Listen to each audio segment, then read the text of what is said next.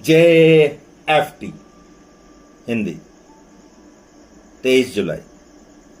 अपनी मर्जी का समर्पण। हम चाहते हैं और मांग करते हैं कि सब कुछ हमेशा हमारी इच्छा अनुसार हो। हमें अपने अतीत के अनुभव से यह पता होना चाहिए कि हमारा तरीका कामयाब नहीं रहा। बेसिक टेस्ट पृष्ठ 84। हम सब अपने जीवन के लिए विचार, योजनाएं और लक्ष्य तय करते हैं। NA कार्यक्रम में ऐसा कुछ नहीं है जो यह कहता हो कि हमें अपने बारे में नहीं सोचना चाहिए या पहल नहीं करनी चाहिए अथवा जिम्मेदाराना योजनाओं को अमल में नहीं लाना चाहिए। जब हम अपनी जिंदगियों को अपनी इच्छा से चलाना शुरू करते हैं तब हम अपने लिए समस्याएं पैदा करने लगते हैं। जब हम केवल अपनी इच्छा चलाते हुए जीने लगते हैं तब हम केवल अपने ही बारे में सोचते हुए इतना आगे निकल जाते हैं कि हमें अपने अलावा कुछ और नहीं सूझता।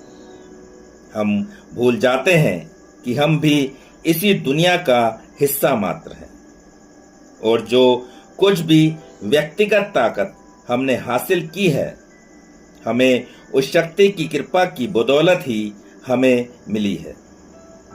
हम तो यहाँ तक सोच सकते हैं कि दूसरे तमाम लोग केवल हमारी बात मानने के लिए ही हैं।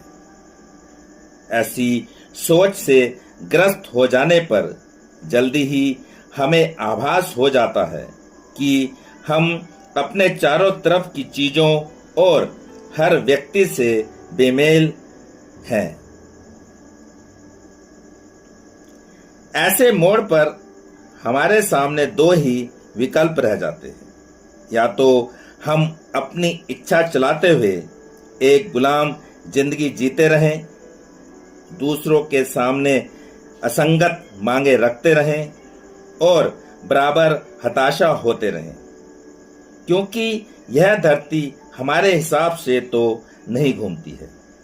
अथवा हम समर्पण कर दें, विश्राम करें और प्रभु की इच्छा का ज्ञान और उसे पूरा करने की शक्ति के लिए प्रार्थना करें और उस रास्ते पर चलें जिससे लोगों के साथ हम तालमेल बिठाते हुए संसार में शांति पा सकें।